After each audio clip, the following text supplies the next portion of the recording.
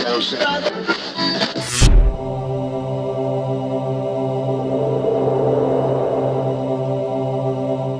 right, let's go ahead and get started. Hello, everyone. Welcome to today's webinar, Simple Ways to Improve Your Podcast. I'm Sunny Galt. I'm the founder and network director of Parents on Demand, and we are the first podcast network specifically focused on parents and families. So if you happen to be a parent, we would love for you to check us out at parentsondemand.com. We also have free apps available on Apple and Android, so you can easily listen to all of our amazing podcasts on our network. And one of the many benefits of being a podcast on our network is having access to great webinars that help strengthen and improve your podcast. We're happy today to be partnering with the She Podcast community so we can all grow and learn together. So welcome to everyone joining us from She Podcasts.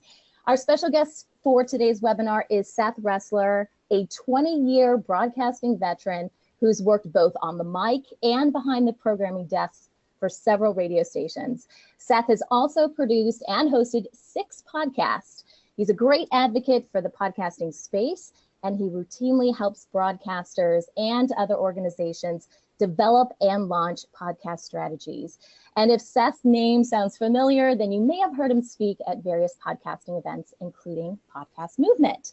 We are very fortunate and grateful to Seth for taking some time today to share some of his expertise with us. Seth, on behalf of Parents on Demand and the She Podcast community, thank you so much, and take it away. Thanks, Sunny, and thanks to the Parents on Demand Network for having me, and She Podcast as well.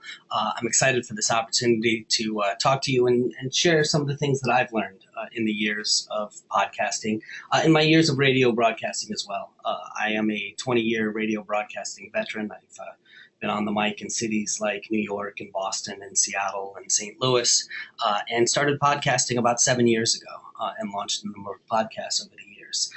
And so I want to share some of what I've learned in that time with you here today. By day, I am a digital consultant for radio stations. I like to tell people that I teach radio stations how to use the internet. And I am a big proponent of podcasting. I love working with radio broadcasters and showing them the exciting world of podcasting, because there's so much exciting stuff going on in that space, and really helping them launch their own podcasts. And so it's exciting to be able to talk to you here today. A little bit about what we're going to talk about today. I'm basically going to divide this into 2 halves. In the first half, we'll talk about how to produce better content, ways that you can think about your shows, and ways that maybe you can take some steps to improve them. I've got a chance to sample a lot of the podcasts on the Parents on Demand Network, and some of these, I can tell you already, will reaffirm things that you're already doing, because I'm hearing a lot of great stuff coming out of the network. But we'll talk a little bit about show structure, we'll talk about show prep, and we'll talk about a way to get feedback, because I know that's one of the biggest challenges when you are a podcaster, is that sometimes you feel like you're doing it, and it's hard to get somebody to constructively criticize what you're doing and telling you what's working and what could be better. So I'll show you a way to do that. And then in the second half of the webinar, I'll talk about some marketing strategies, some ways to grow your audience. Let's start with the first half, though. Let's start with improving your podcast content. If you've looked at the podcasts out there, you've probably noticed that there are literally thousands of podcasts that cover everything from comedy to politics to sports to video games. You've got fiction, you've got children's podcasts, travel podcasts. But the one thing that's key is that they all own a niche. And I think this is really important. When I talk to radio broadcasters, this is actually something that's different for them. Radio broadcasters often want to be as broad as possible, talk about the big water cooler topics that are happening under the sun, whether it's, the Super Bowl that's coming up or what the Kardashians did over the weekend. And often that isn't the case. In fact, that's very rarely the case with podcasts. With podcasts, it's really about zeroing in on a niche. So I think that's the first important thing for any podcast to do. And again, it looks like a lot of you are already doing that, but I think a big part of owning a niche is not only knowing what your podcast is, but also knowing what your podcast is not and sticking to that. And I think that this is something that if you haven't done, sit down and make a list of things that your podcast is not. I hosted a food and travel podcast for many years. And it was sort of like Anthony Bourdain is a podcast, right? Like I would talk to a food expert in another city, and I would say, hey, I've never been to Miami. tell me about the food scene in Miami. What are the foods that we need to sample while we're there? Where are the neighborhoods we need to go to? Where are the chefs that we should go? And very early on, it became obvious that food and travel was a really big topic, and that we'd have to decide, what we were about and what we weren't about. And so we made some decisions in terms of food-related content, that we were about how to eat when you were away from home, not how to eat when you are at home. And that had all kinds of implications. That we would never do recipes. Even though recipes are huge in the food world, it just wasn't part of what we did. We didn't talk about nutrition or diet or food science. That wasn't really part of what we did. We were about how to eat when you were away from home. And so I think that's a really important part of owning your niche, is understanding not just what you are, but what you're not, and sticking to that. And it means sometimes you're going to have to turn guests down, or there's going to be big topics that you just aren't going to cover because it's not part of what you do. Once you know what your podcast is all about, envision the audience. Think about who they are. And there's a technique that we sometimes use in the radio broadcasting industry called developing personas. And personas are essentially fake people that are stand-ins. They represent the audience. So I've been to radio stations where we actually used cardboard cutouts and we gave them real names. And then we decided, a bunch of characteristics about these people that would resemble the characteristics of our audience at large. So here's some of the characteristics you may want to consider. And really go in and go, okay, this is Jane Doe. And Jane Doe is a female. She's married. She's got 3 kids. One is 3 years old, one's 5 years old, one's 7 years old. She's an account executive.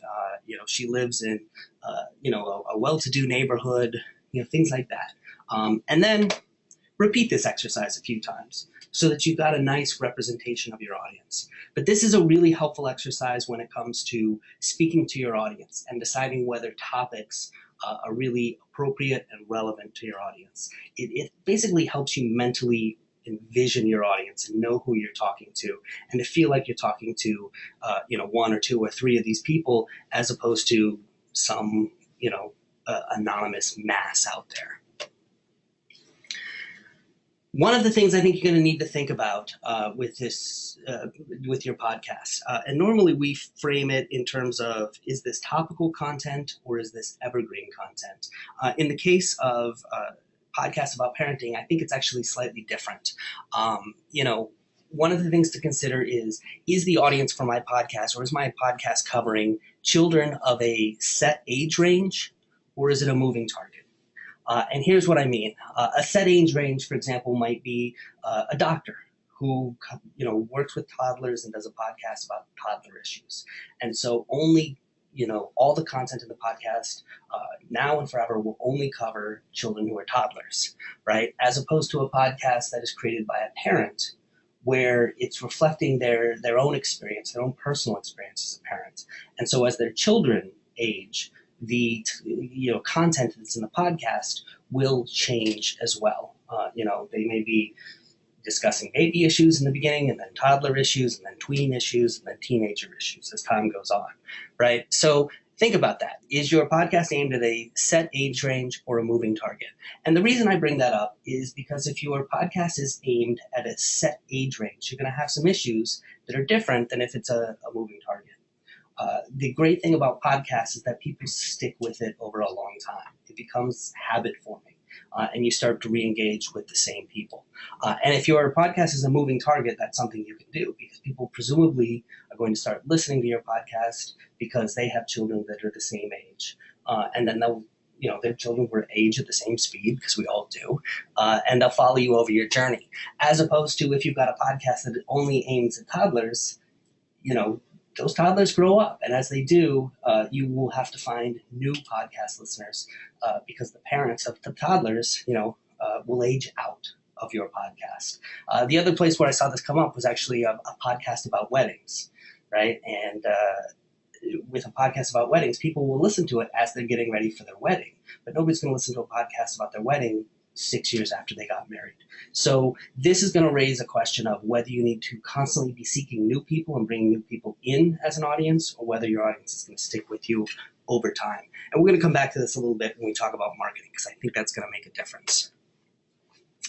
Some of the big questions we get when it comes to podcasting is how often should we put an episode out, and how long should those episodes be?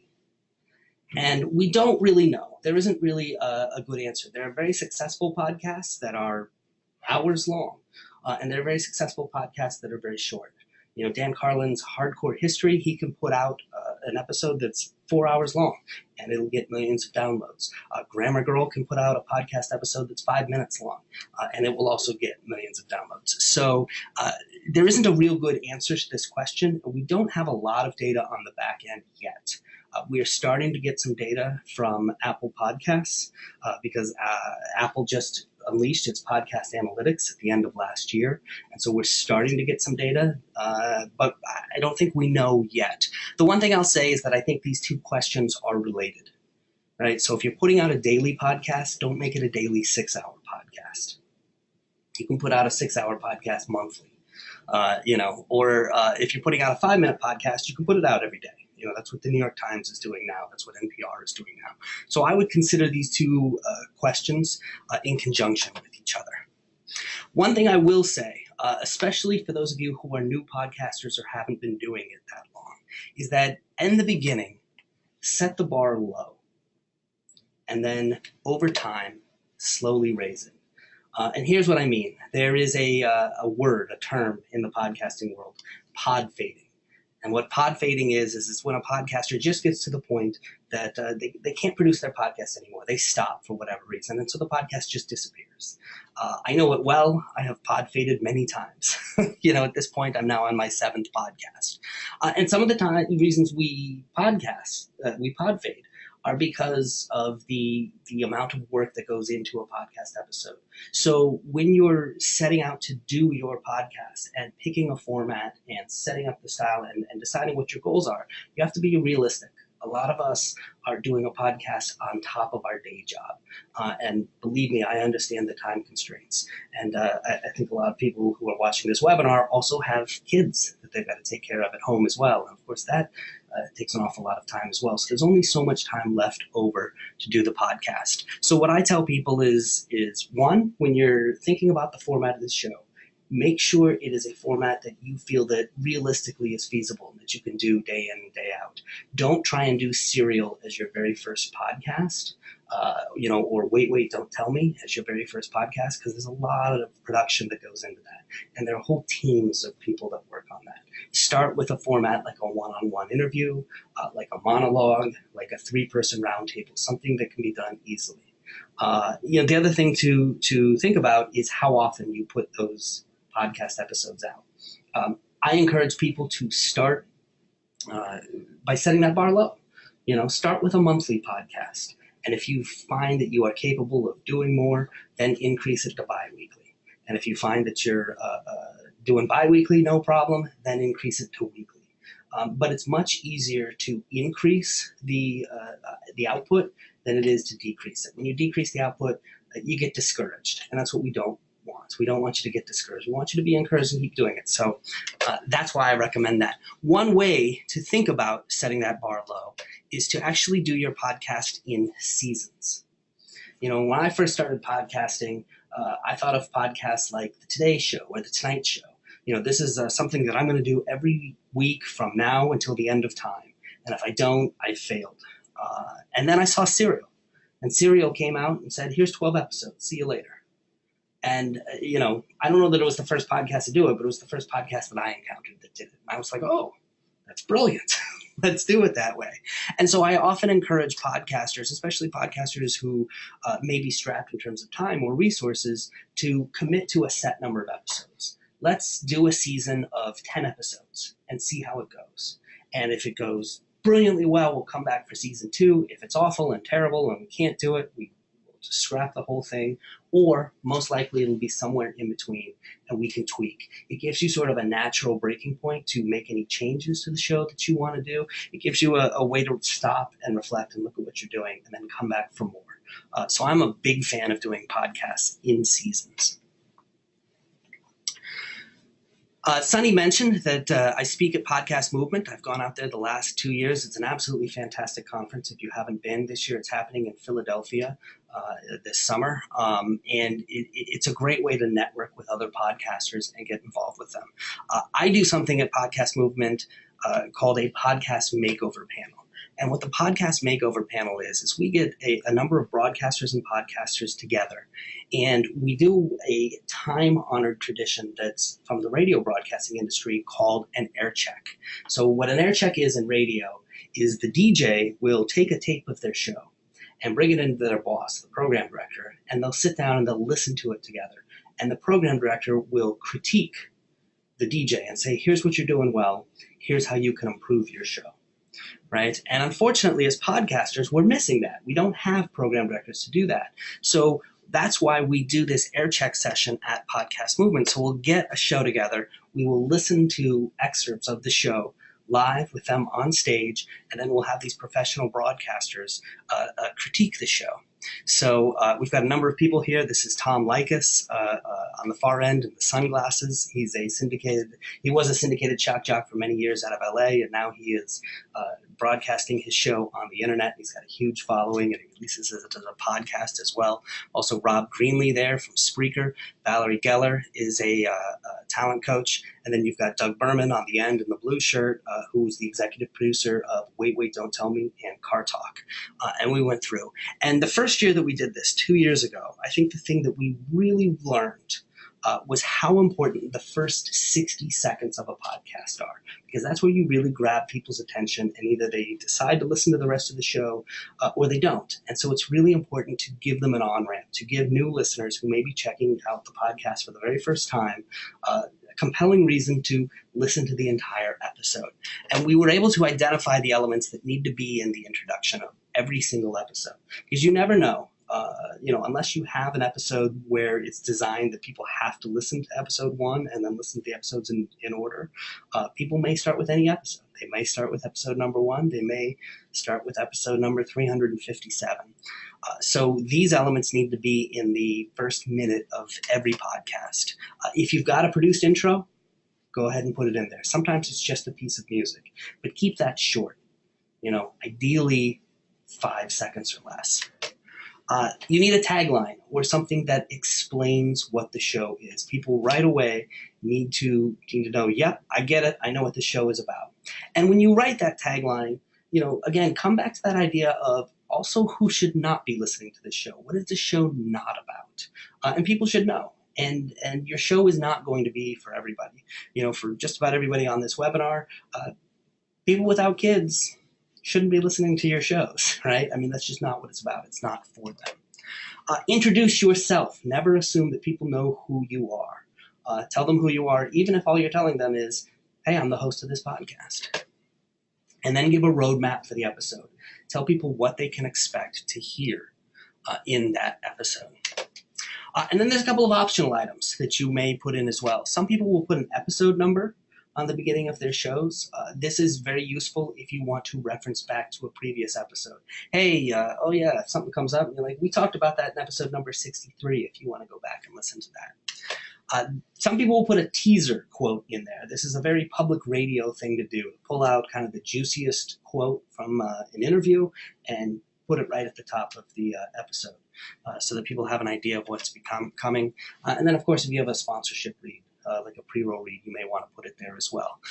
But these elements should be in the first 60 seconds of every podcast episode. I told you about my food and travel podcast, and I had all these elements. We had the produced intro, and then it was, hello and welcome to the Taste Trekkers podcast. This is the podcast for foodies who love travel and travelers who love food.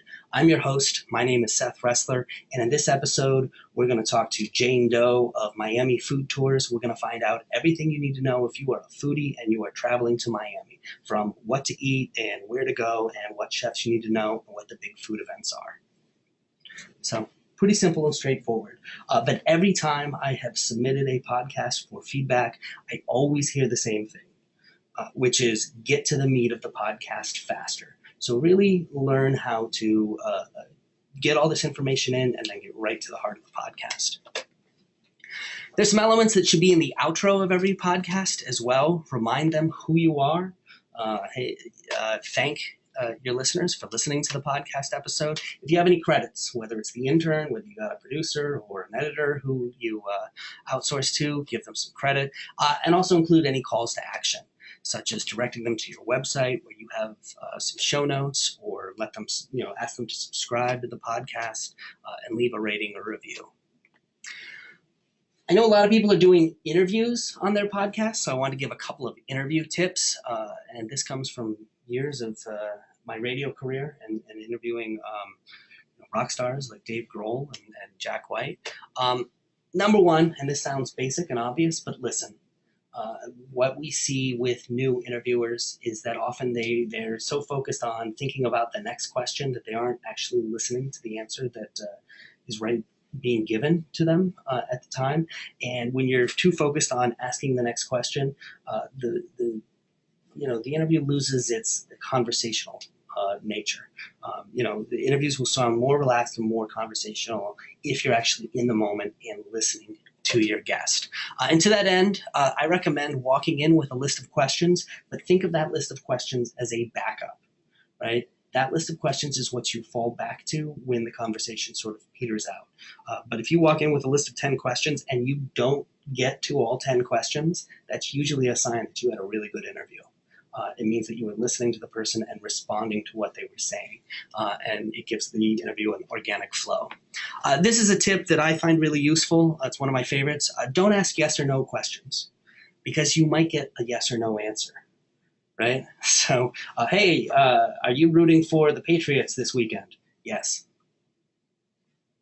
Oh, okay, good. That got real uninteresting real quickly. Same thing with asking questions that might have a short answer. So, where did you grow up? Chicago. Oh, okay. I find it much better to make a vague statement and then to say, tell me about that, right? So you grew up in Chicago. Tell me about that, right? And that lets your guest take the interview wherever they want it to go. And it may go in any number of different directions and then allow you to respond. Prep your guest ahead of time. Do some prep, do some pre-interview with them, whether you've got them on the phone or whether they're there with you in person. Give them some background on the podcast, but then also tell them what kind of things you're going to be asking and ask them for some information. One of the things that we do with my current podcast is that we're always looking for stories. That we have always found that the best interviews come out when our guest will tell a story about something that happened. That stories are just more interesting than just plain interview answers. And so we'll ask them in the pre-interview, we won't ask them to tell us the full story in the pre-interview, but to come up with some ideas, some stories, and let us pick one out. And then we'll actually look for a way to plant a line so that they can give that story in the course of the interview. So, we'll have a guest come in, and we had a comedian on recently, and we were saying, okay, what stories could you possibly tell? And he goes, well, I got arrested once as a kid. And so we said, great, we'll come to that. And I'll ask you at some point, I heard you got arrested once, tell me that story, and then dive into it. So look for that when you prep your guests. And then finally, know you're out. Know how you're going to end the interview. And most importantly, know what you're going to plug at the end. Most of these guests are coming on because they have something to plug or something they want to give. Know what that is and know how to phrase it. Because you don't want to be sort of searching for that at the end of the interview.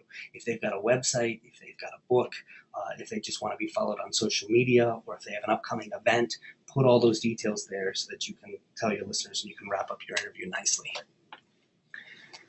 I want to talk a little bit about benchmarks. This is a term we use in the radio broadcasting industry. A benchmark is basically just a repeated feature that you'll hear over and over in every single episode. Right. So in radio, where you often see it is in radio morning shows. Like maybe there's the phone scam that happens at 6:15, 7:15, and 8:15. Right. That's a benchmark feature. Or if you have a War of the Roses feature, or something like that. Do you a favor Thursday. But you see benchmarks in other places as well. For example, You've got Jimmy Fallon, who does the benchmark, where he has bands come in and they play children's instruments, right? Or James Corden does the carpool karaoke, right? Those are benchmark features.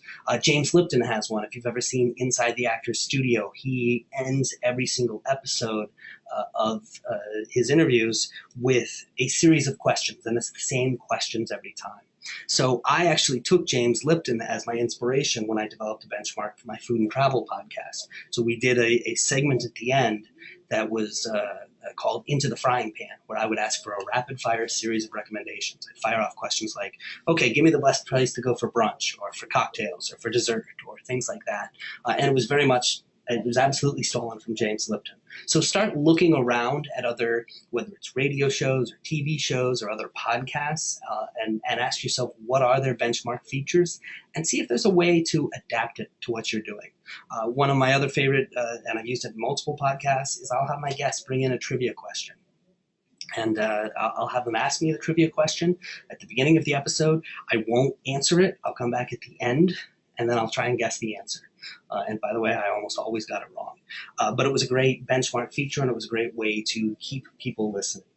In my current podcast, we do one now where it's about Detroit, and my co-host, because I'm new to the Detroit area and he's the guy who grew up in Detroit, he'll give me something to go research at the end of every episode. And then I'll come back the next episode and I'll tell him what I learned about it. So look for a benchmark feature that you can add to your episodes, something that your audience can really grab onto. I want to talk a little bit about show prep. And this is a way that we do show prep for a lot of our podcasts, particularly if you have a podcast that pulls news stories or pulls from current events or different places like that. RSS feeds can be very useful for that. And as a podcaster, you're probably familiar with RSS feeds because that's what you get from your podcast hosting company.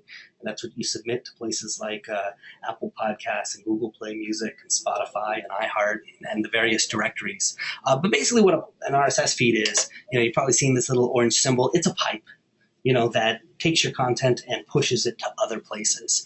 And so we can actually use it for show prep. In radio broadcasting, a lot of morning shows use what's called a show prep service. It's been around forever. So it gathers basically, what happened on all the late night talk shows last night, what's the latest celebrity gossip and what's going on in the news, and dumps it all into one place. And a lot of radio morning shows get that show prep service every morning. And they use it to pull information from for their show. Well, you can actually build your own show prep service using RSS feeds and pull the content that you want. So think of RSS feeds. Here's the way to think of this. Think of having a television set and think of being able to plug in just the channels you want. So you can get just the content that you enjoy or you need for your podcast plugged into that, right? Well, the TV set is going to be your RSS Reader, and those channels are going to be the RSS feeds. So this is an RSS Reader. This is actually Feedly. This is what I use. It's a free RSS reader that you can find at feedly.com. There are others out there as well. Go find whichever one works best for you. But let me show you a little bit about how it works. So you can enter the source, blog, or topic that you want to follow. So for example, if you wanted to follow the Jacobs Media blog, you could just plug jacobsmedia.com into the search bar in Feedly, and it would show you the website. And it would tell you whether there's an RSS feed that you can follow. And sure enough, there is. So we can click that follow button, and now that'll be added to our RSS feed. We can also put that RSS feed in a collection. And a collection is basically a folder, so you can group different RSS feeds together. So if you wanted, all the sources that are about babies, you could put them in a babies collection. And if you wanted all the sources about toddlers, you could put them in a toddlers collection. Or if you wanted things that are related to health, or things that are related to education, or things that are related to budgeting and money and monetary issues, you could put them in different collections. And once you subscribe to a bunch of feeds, this is what it will look like. You can see over here on the left, we have all of the feeds that we're subscribed to in a list, and you can see the different collections. So right now I have all selected. I'm pulling up all the feeds, and they show up here in the main screen on the right. And then you can go into a specific feed and you can open it up. and it'll pull the content from that feed into one place. So this is great if you need to check a lot of different websites very quickly and you don't want to have to go to 30 different websites in order to pull all the news and get ready for your show prep. This can speed show prep for your podcast up quite a bit. Right? And here you have the different collections. This was actually a feed that was set up as an example for a local radio morning show who might want to pull local news or pop culture or sports. And again, your topics are obviously going to be different. They're going to be suited to your audience and to your podcast show, but you can do that quickly. So if you want to see all the sports stories, for example, you would click on the sports collection and it would show you all the feeds that are in the sports collection.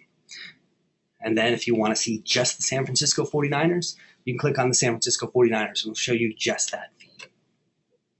If you want a more detailed tutorial on this, I've actually got some resources set up that'll walk you through this step by step. If you go to jacobsmedia.com/show-prep, you'll pull all that up. I will warn you, because I mostly deal with radio broadcasters, a lot of the resources that I'm going to send you to, they are geared towards radio broadcasters, but they'll absolutely work for podcasters like yourself as well. I also want to talk a little bit about Google Alerts. This is a great thing to set up. And, you know, we all know Google as a search engine and it's a place that you go when you want to do a search. But what you may not know is that you can actually tell Google to do a search in the background and then send you an alert when it finds something. And to do that, we're going to go to google.com/alerts. So if you go there, this is the screen that you'll see, and you'll have a bar that you can say, hey, create an alert about something. So for example, if you want to know every time there's new content posted with the word natural childbirth in there, you can do it. And again, you know, just like doing a regular search on Google, if you want a phrase, you put it in quotations. So let's set up a Google alert for natural childbirth. So we do that, we click the button, and now we've got an alert set up. But we want to actually change the settings on this alert a little bit. So we're going to click the little pencil, the little edit icon there. And this is what we're going to see. And what we really care about is that last item there, deliver to. We don't want an email every time it finds a new article about natural childbirth. Instead, we want that delivered as an RSS feed. So we're going to select RSS feed. And then we are going to click the update alert button. And now you're going to see over here, there's that RSS icon, right? And so if you click on that, you will get the RSS feed. And what are we going to do with that RSS feed? Well, we're going to go back to Feedly, our RSS Reader.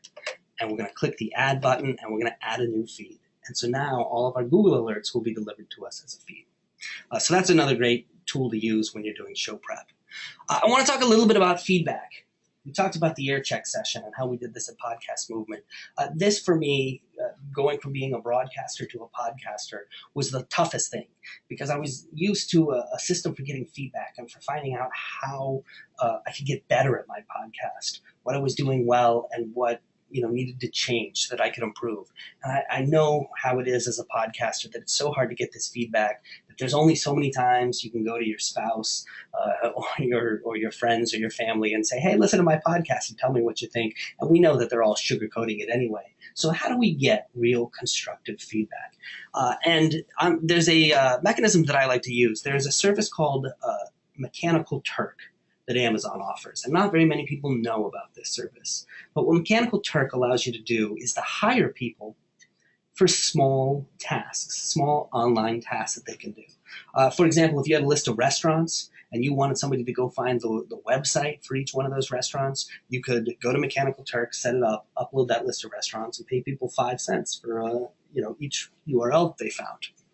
But what I found a Mechanical Turk great for is basically creating, a focus group and getting feedback on your podcast. So what I will do is when I release a new episode, I will post a link to it on Mechanical Turk, and I will set it up and I'll say, hey, I'll pay you $4 to listen to the first 10 minutes of this podcast and to give me 300 words of feedback. And tell me 3 things you like about the podcast and 3 ways that you could think it could be improved. And, you don't have a lot of choice in terms of who actually does this, So basically you can say people who live in the United States. And so some of the feedback is going to be really brilliant and insightful and well thought out and very, very helpful. And some of the feedback is going to be absolute junk. but it doesn't matter because it's cheap. And what you're really looking for is for people who say the same thing over and over and over again. Because if you see the same thing said over and over and over again in the Amazon Mechanical Turk feedback, then you know it's something that you need to address. I'm going to give an example with my latest podcast, the Detroit podcast. We were using music beds, background music underneath basically the entire podcast. Different background music would change for different segments, but we were using it throughout the entire podcast. And when we put the podcast episodes through Amazon's Mechanical Turk for feedback, the thing that we heard, and we weren't expecting this, was they hated the background music. Like, they just universally panned over and over and over again. It was far and away the biggest complaint we got. And so we wound up tweaking it and changing it, lowering the levels of the background music, eliminating it for huge numbers of segments. And it really made us rethink that. But honestly, I would have had no idea if I hadn't ran it through Amazon's Mechanical Turk. So I love using this service to get feedback on the episodes. I usually get about 5 pieces of feedback on early episodes. Then once some time goes on, we'll get 3. If you want a tutorial that explains how to do it, takes you through it step by step, I've got a video up there. It's at jacobsmedia.com/feedback, and you can find it there. Let's talk about marketing the podcast, right? This is what everybody wants to know. They're now putting out what they think is great content. How do I grow my audience? How do I find more listeners for my podcast, right? And there's a number of techniques that, frankly, are true to all kinds of content, not just podcasters, whether it's build your email list or optimize for search engines or share your content over social media. And yes, you should do all that. Do all the stuff that everybody does for everything. But I want to talk about some podcast-specific stuff as well. Before we get into that, I want to give you a little bit of background on podcasting, some of the information that we know, and give you an idea basically what the podcasting landscape overall looks like. Every year at Jacobs Media, we conduct the radio industry's largest online survey. Last year, we had over 300 radio stations participate and 50,000 listeners. And we asked all these radio listeners, how often do you listen to podcasts? And this was the answer that we got. And what you can see there is about half of all people, all radio listeners really, never listen to a podcast, right? About 21% say that they listen weekly or more often. And so basically what that means is if you walk down the street and stop 10 people on the street and tell them you have a podcast, 5 of them are just going to look at you funny. They just don't know what to do with that information. They've never listened to a podcast. So a lot of podcast strategy winds up being about getting people who already know how to listen to podcasts and already listen to podcasts and now getting them to listen to yours. That's really the first hurdle. There's a lot of us in the podcasting space who think that the thing that's really going to make podcasting go through the roof, really going to make that 48% number go down, is technological. It's not about content. We'll talk about what that technological thing might be in a moment. I want to talk about some of the successful podcasts out there and how they found an audience, because I think one of the things that you see is that a lot of the really, really super successful podcasters are able to tap into a pre-existing audience that already existed outside of their podcast. And so the question becomes, how did they do that? One example is Adam Carolla. Right? And Adam Carolla already had a fan base before he started podcasting. He had been on radio. He'd been on Loveline for years with Dr. Drew. He'd been on television. He'd been on, for example, The Man Show, and they televised, with Jimmy Kimmel, and they televised Lovelines at one point as well. So he'd been around and was able to bring that fan base over to podcasting with him. Mark Maron was a comedian who to hear him tell it, basically got to the point in his career where he was seeing a lot of his peers go on to be very successful. He was in that sort of comedian class with people like Louis C.K. and Janine Garofalo, and his career was not going as well as them, and he didn't know what to do. His manager came to him and said, "Nobody wants to work with you." He'd ticked a lot of people off over the years, I think, and he was at a point where he said, I don't know what to do. So he went into his garage, he set up his computer with a microphone, and he started interviewing the comedians he knew and releasing it as a podcast. And it became the WTF podcast, which is now hugely successful. But in the beginning, people came to the WTF podcast not because they knew who Mark Maron was, but because they knew who his guests were.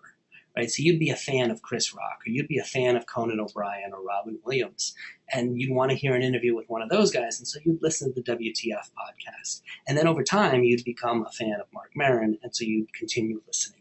And Mark Maron knows this because you can hear it when he has a guest that he thinks is going to bring in new fans for the very first time because it's just a really, really big, celebrity.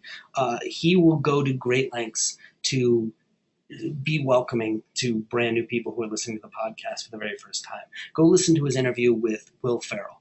And he knows that there's going to be a lot of people who are listening to the WTF podcast for the first time because they're big Will Ferrell fans. The guy's a big star.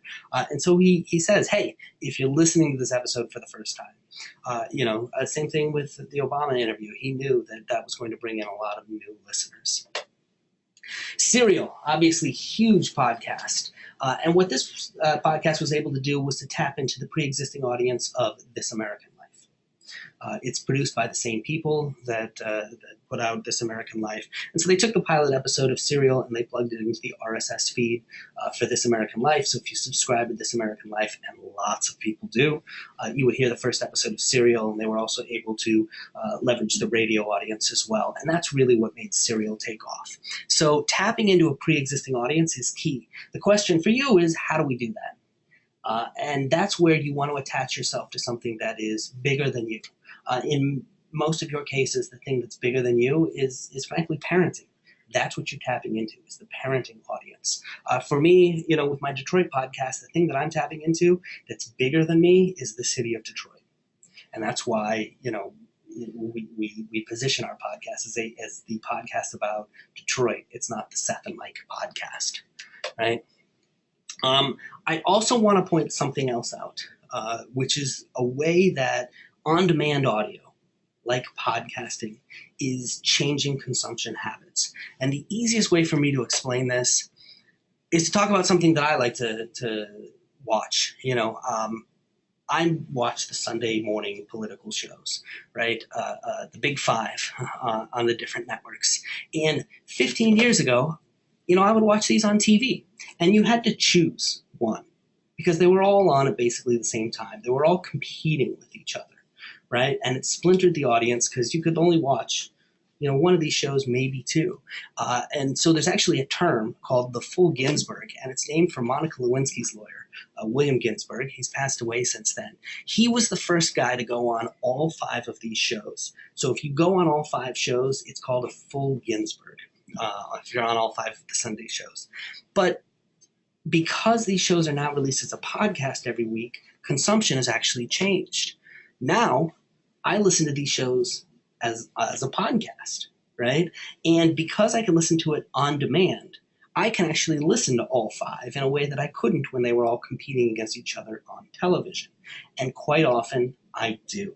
And this is what we're finding about podcast listeners, is that when they get into a topic, they get really into a topic, right? And so if somebody is listening to a parenting podcast, they may very well be listening to 3, 4, 5 parenting podcasts. And what this means is that the guys who you used to think of as your competition may not be anymore, right? Because it may not be this choice between either I watch that one or I watch this one. I listen to that one or I listen to this one. It may very well be that you listen to both because you can, because it's on demand and you can do it on your time. What this means in your case is that a lot of the other parenting podcasts in the same space may not be a competition. They may actually be complements to your show, and they're a great place to cross-promote.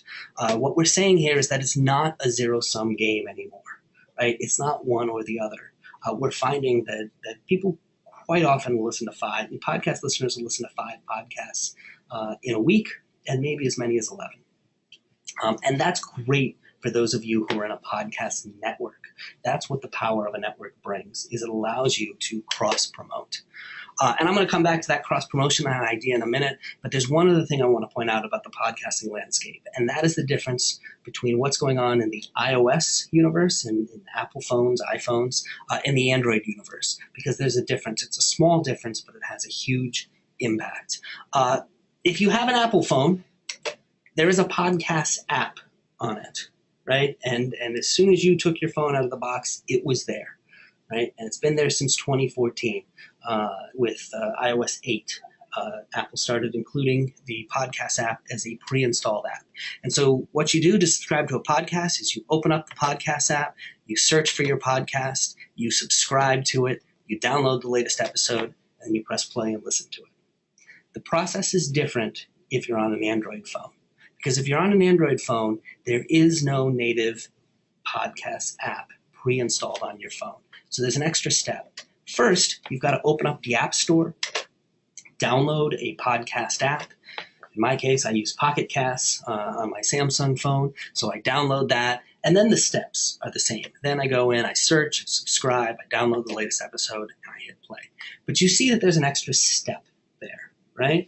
Now, that changed a little bit last year because Google started including podcasts in Google Play Music, and Google Play Music is native on every single Android phone. However, it's still not the same as Apple because whereas Apple has a dedicated app that only does podcasts, Google Play Music does music and a lot of other things besides just podcasts. So you have to know that there's a podcast section in there, search for the podcast section, and then search for the podcast. So even though Google took a step in the right direction, it's not where Apple is.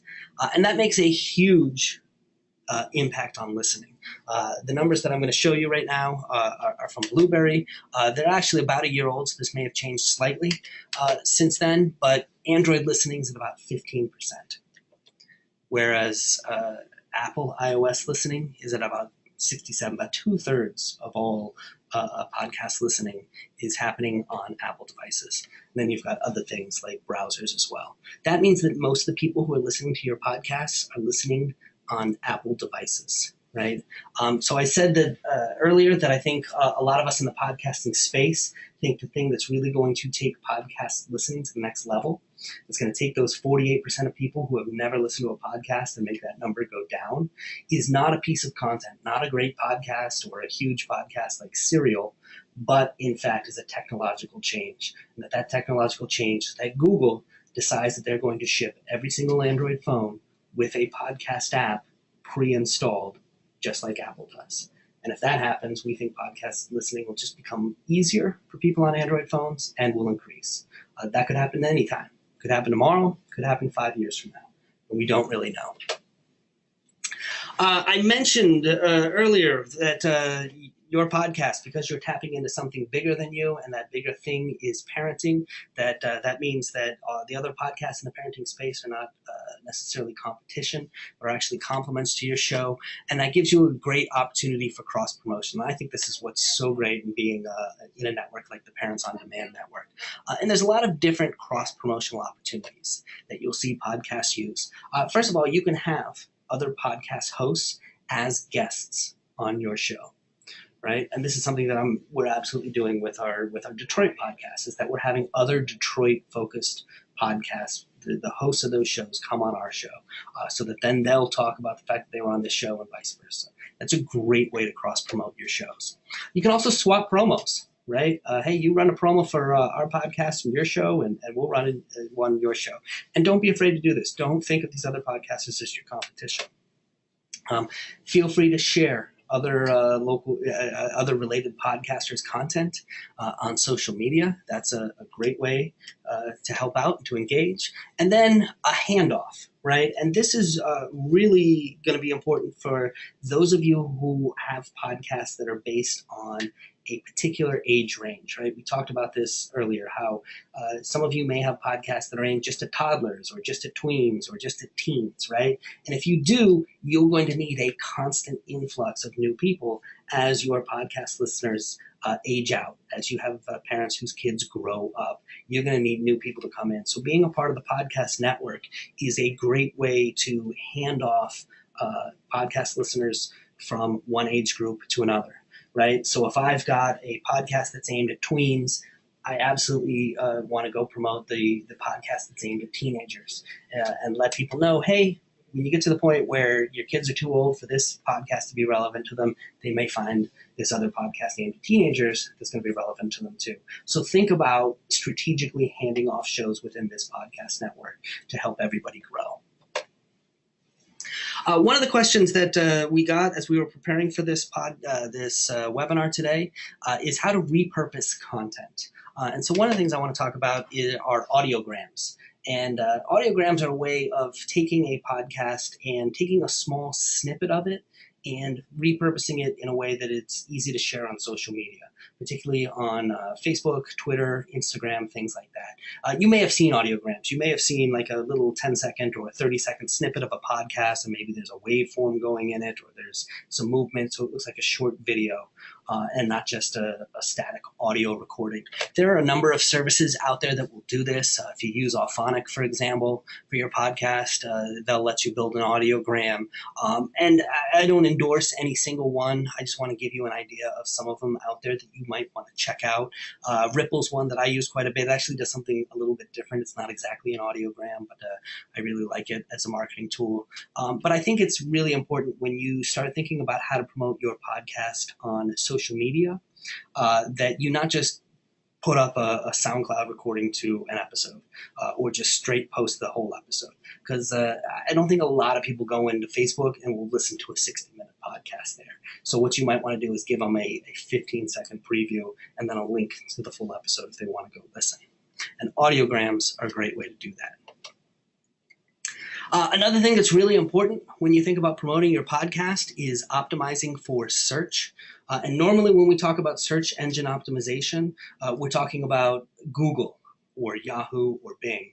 We're talking about getting your stuff to show up in the search results for those search engines. But when it comes to podcasting, we saw how 2/3 of all podcast listening is happening in iOS devices. That means the big thing that we want to optimize for is iTunes, since it's been rebranded as Apple Podcasts, right? You want to make sure your stuff comes up there. And look, Apple is not as good at search as Google, right? I mean, Google is, their core business is search. That's what they do. They excel at it. They're really, really good at it. Apple does a lot of other things. They build hardware and, all this other stuff that they do. So the search is not quite as sophisticated, but it's important to know how their search works and to make sure that your podcast is optimized so that when people do look for your topic, parenting in iTunes or in Apple Podcasts, that your podcast comes up. First of all, you need to know that they index the title and the author, but not the description. Right? And so this is really important that you have the keywords for your podcast in the title of your podcast. Right? So if you're doing a podcast about pineapple recipes, don't call your podcast The Spiky Fruit, because nobody goes into Apple Podcasts and searches for the spiky fruit. They're looking for a pineapple podcast. They type in the word pineapple. If you do want an artistic title like that, then use the colon. The colon is your friend. So for example, you might use The Spiky Fruit, pineapple recipes, or recipes for pineapple lovers, right? So think about that. Also know that Apple indexes at both the show and the episode level. So if you have a particular guest who may have a big name people may be searching for on a particular episode, use their name in the episode, and that may help you in search as well. But learn those rules, and that can help. Something that is coming down the pike very, very fast are these smart speakers. And we are seeing them in our research here at Jacobs Media that the adoption rate is very fast. A lot of people plan to buy these over Christmas, and we think a lot of people did. We just came back from CES in Las Vegas, and voice command is what everybody is talking about there. Right now, this is dominated overwhelmingly by Amazon, which got there first with the Alexa, but you've also got the Google Home there as well, and Apple's introducing its HomePod. I think they start taking pre-orders this week, actually. So it's going to become a very important space. I don't have a lot of advice for you in this space yet, other than pay a lot of attention to this, because this could be a way that people access your podcasts. And a lot of this voice activation and voice command technology is going to wind up in the cars as well, Apple CarPlay and Android Auto. So test out and see whether people can find your podcast by just saying, Alexa, listen to the such and such podcast, and whether it pulls up the correct podcast. By default, Alexa seems to be using TuneIn as the app, so make sure you submit your podcast to TuneIn. I've actually struggled with this with my own podcast because we came up with a very clever name, The Debrief, which just doesn't work that well with voice command, unfortunately. There are some hosts, like I know Spreaker has been building out some services for voice command. I think Libsyn is working on it. So this is a space that I would pay attention to at this point, and I think in the coming year we will see a lot of best practices emerge here. I want to talk about identifying influencers for your podcast, and here's what I mean by influencers. An influencer is somebody who has a following of their own. And the idea here is that if you can engage with the influencer, that they will turn around and let their own audience know about your podcast. So let's talk about some strategies for identifying influencers and then engaging those influencers.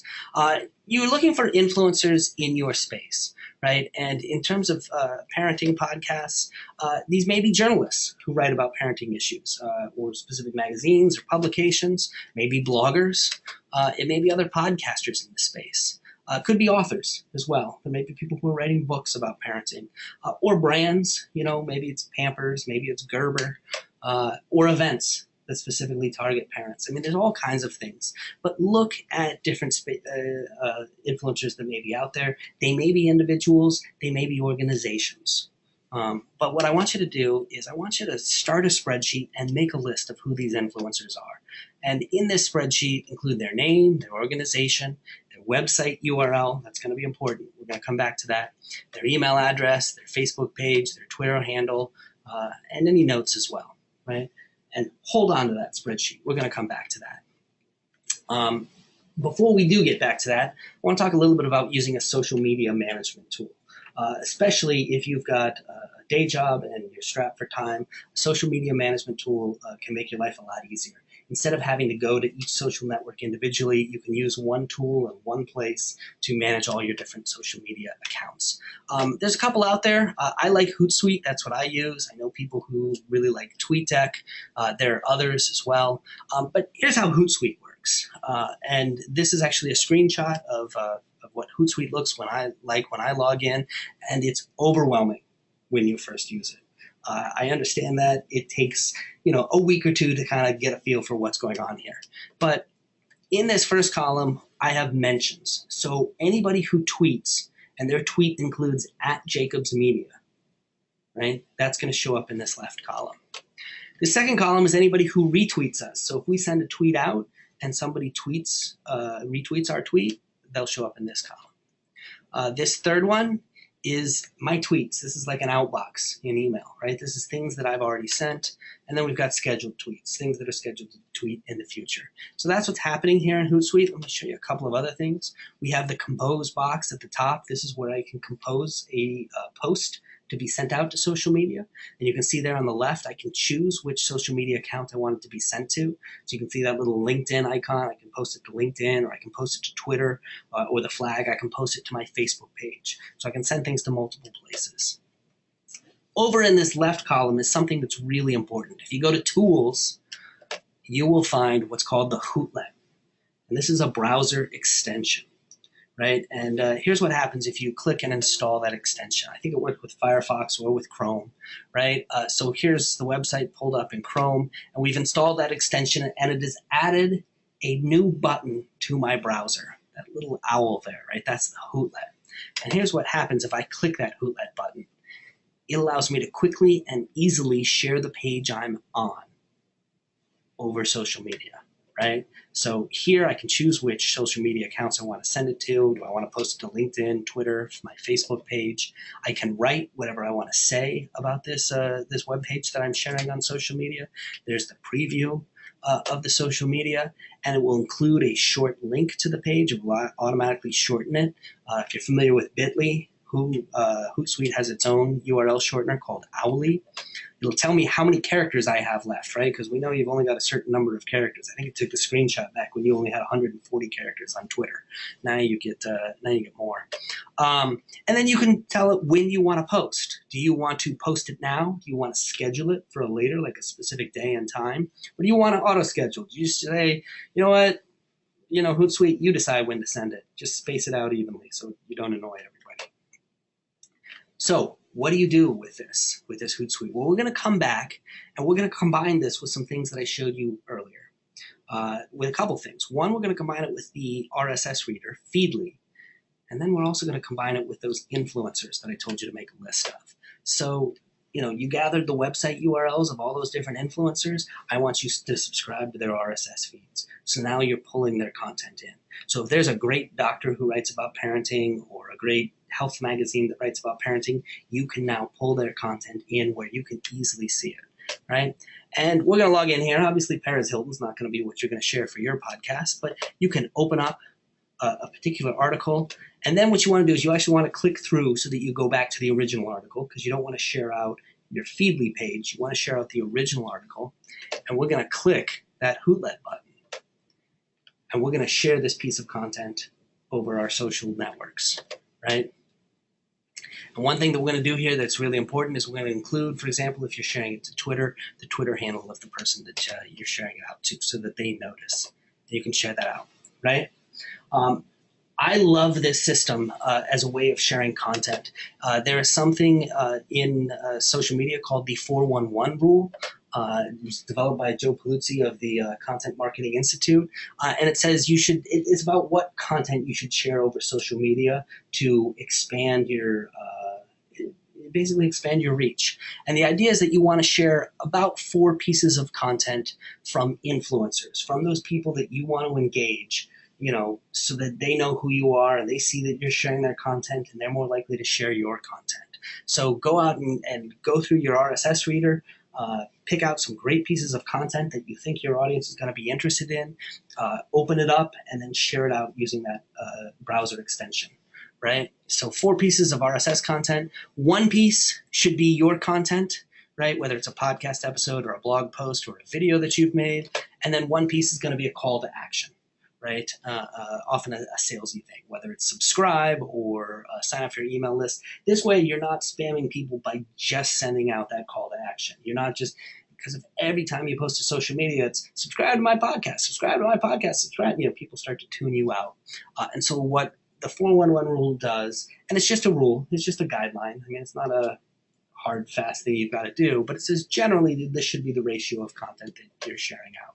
If you want some more information about that, you can go to jacobsmedia.com/411 rule. But I love this, and I do this every single morning here at Jacobs Media. I spend 15 minutes. I go through my RSS reader where I have subscribed to the websites and the blog content of a number of different influencers out there, and I find the content that I think is great and it's going to be interesting to our followers, and I share it over social media. And this is a great way to engage these folks and grow your reach. Lastly, I want to share some Twitter tricks. I find Twitter to be a really, really useful tool, particularly when it comes to podcasting and to engaging influencers. Facebook is a great tool for engaging the masses, engaging sort of the large audience because everybody's on Facebook.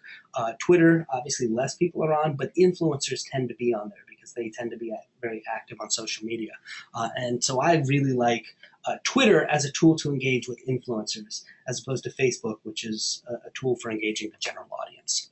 And again, the idea with those influencers is that if we can reach them, they will then pass our stuff along to their audience as well. And what we're really hoping is that they retweet, that they, or else they compose a tweet that says, hey, go check out this content.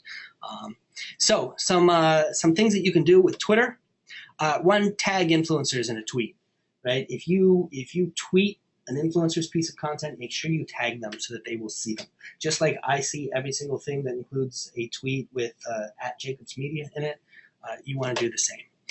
Create Twitter lists of influencers. Right? Twitter has a list feature, so go in and create a number of lists around these are the health influencers, or these are the influencers when it comes to teenagers, or these are the influencers when it comes to money management, that kind of thing. Retweet those influencers. Right? They will notice. That's a great way to engage with them. With Twitter, the language is different. And so make sure that you use Twitter speak on Twitter, whether it's hashtags, whether it's, using Twitter handles of other people, but use English on other social networks. Nothing's more annoying than seeing somebody compose a tweet and then sharing it to Facebook and using Twitter speak on Facebook. It's wrong. Follow Friday is another great exercise to use.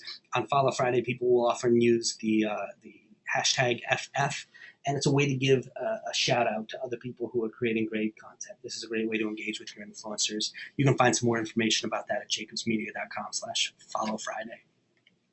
And find hashtags for other relevant events. Like if there's a big parenting conference going on, by all means, figure out what the hashtag is and tweet using that hashtag. And that's a great way to engage with other people in your space. So that's it. I'm going to get out of here. But before I do, I want to point you to a couple of resources out there. First of all, the Podcast Movement Conference. If you haven't been, it's absolutely fantastic. You'll be there with 2,000 other podcasters. And I'll say this about podcasting.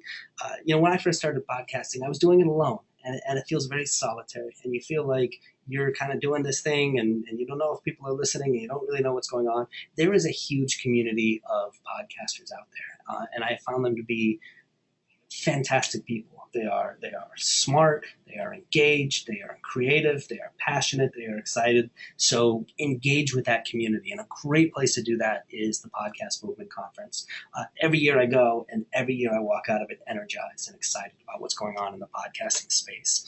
There's also a Podcast Movement Facebook group.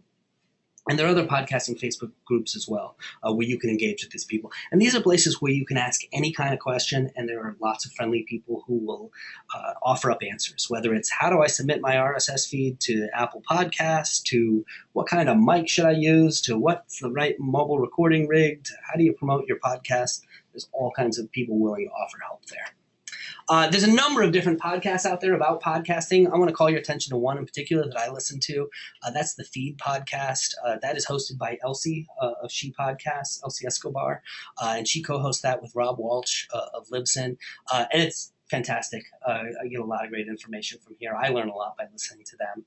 One of the things that people really like is that they give out stats, because everybody wants to know, how am I doing? Am I getting a good number of downloads, or how does this compare to everybody else? And they give stats at the end of their episodes to give you a good benchmark to let you know how your podcast is doing versus what other people out there are doing.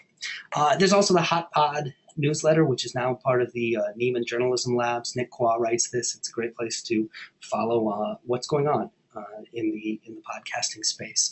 But there's a number of resources out there, and please engage with the community because they're really friendly and it's a lot of fun, and it'll make you feel more excited about what you do. That's it for me. Thank you very much for taking the time to listen. If you have any questions, by all means, please email me. I love talking about podcasting. I love talking to other podcasters. I love this space. My personal mission is to get more radio broadcasters involved in podcasting. It's a big part of what I do. And you can reach me at seth@jacobsmedia.com.